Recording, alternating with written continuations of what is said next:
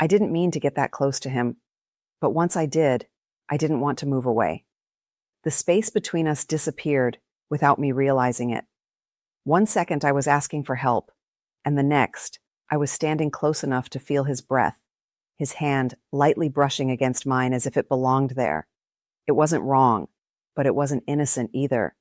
There was a quiet tension in the air, something unspoken that made my heart beat slower instead of faster.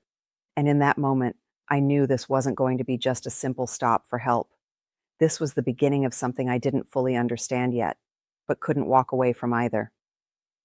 My name is Henna, and that evening changed something inside me in a way I never expected. It started with a quiet road and a sudden breakdown. One moment I was driving, lost in my thoughts, and the next my car gave up on me in the middle of nowhere. No signal, no passing cars, just endless fields and a sky slowly turning darker. I stepped out, wrapping my arms around myself as the cool air settled in.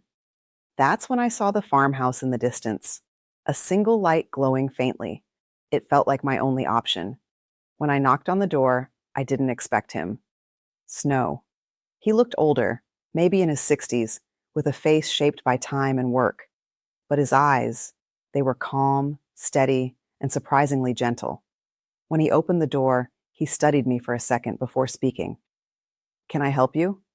His voice was low, careful. "My car broke down," I said. "Just down the road."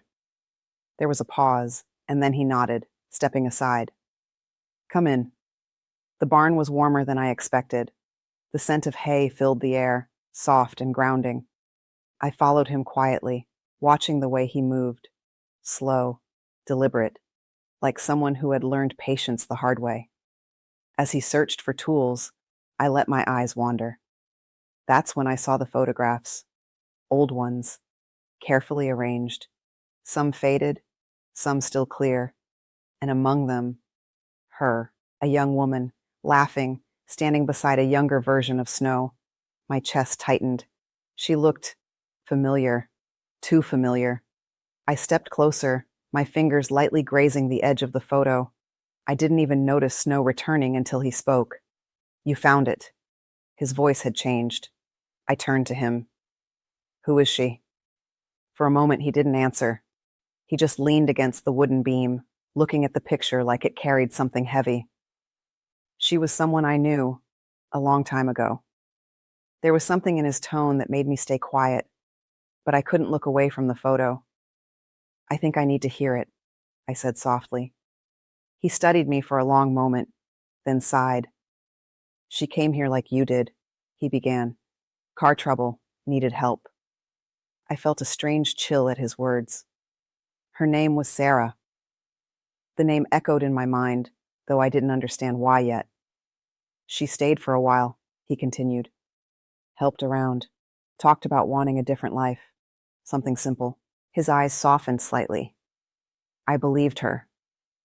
I watched him as he spoke, noticing the way his hands tightened just slightly, like he was holding something back.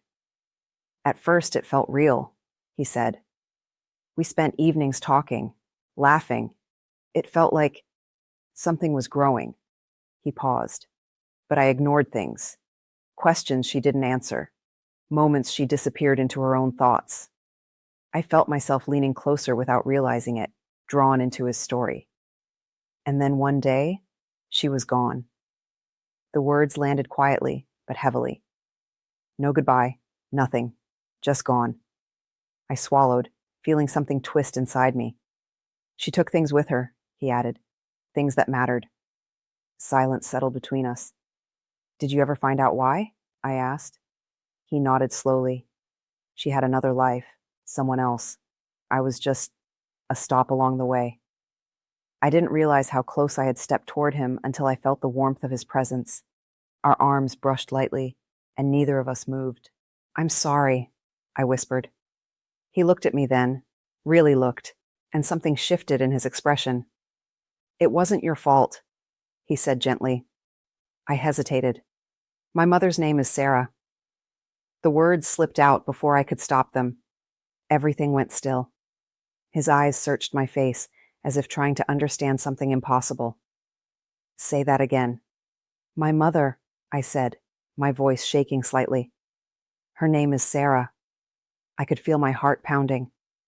She left when I was a child, I added. Just disappeared. The silence between us felt heavier than anything before. For a moment, I thought he might step away. But he didn't. Instead, he stayed right there, close enough that I could feel the warmth of him beside me. I didn't know, I said softly, about any of this. His gaze softened, the tension in his shoulders easing just slightly. It's not your burden, he said. Something about the way he said it made my chest tighten. I spent years wondering why she left, I admitted, wondering if it was something I did. Without thinking, I reached out, my hand lightly touching his arm. It was a small gesture, but it felt important. He looked down at my hand, then back at me. You didn't choose her actions, he said quietly, just like I didn't. We stood there like that for a while, close, quiet, sharing something neither of us expected. There was no rush to move away, no need to fill the silence. For the first time in a long time, I didn't feel alone in that pain. Eventually, he cleared his throat softly. I should fix your car. I nodded, though part of me didn't want to break the moment. Outside, the sky had darkened completely. He worked under the soft glow of a light, his hands steady and sure. I stayed nearby, watching him. At one point, he reached for a tool at the same time I did, and our hands met again. This time, neither of us pulled back immediately. There was something quiet in that touch, something unspoken. I felt my breath slow, my thoughts drifting. It wasn't about desire in the way people usually think. It was something softer, a connection built in shared understanding. When he finished, he stepped back. That should do it. I smiled slightly. Thank you. But neither of us moved to leave just yet. There was a pause, a quiet hesitation. Then he reached into his pocket and pulled something out. A locket. I think you should have this, he said. I stared at it. I can't. It belonged to her, he said. But maybe it can mean something different now. I hesitated before taking it, my fingers brushing against his again. This time, the touch lingered just a second longer. I opened the locket slowly. Inside was a faded picture of my mother. I closed it gently, holding it in my palm. Thank you, I said. He nodded. When I turned to leave, I felt it again, that quiet pull. I looked back at him. He was standing there, calm, steady, but there was something softer in his expression now, something lighter. Take care of yourself, Henna, he said. I stepped closer without thinking, just for a moment. I reached out, my hand resting lightly against his arm again. A silent thank you, a quiet goodbye. He didn't move away. Then I turned and walked to my car. As I drove away, I kept one hand on the wheel and the other wrapped around the locket. But my thoughts weren't just about my mother anymore. They were about that moment, that connection, that quiet understanding between two people who had been hurt by the same past, but chose not to let it define them. For the first time in years, I didn't feel like I was running from something. I felt like I was finally moving toward something, something real, something honest.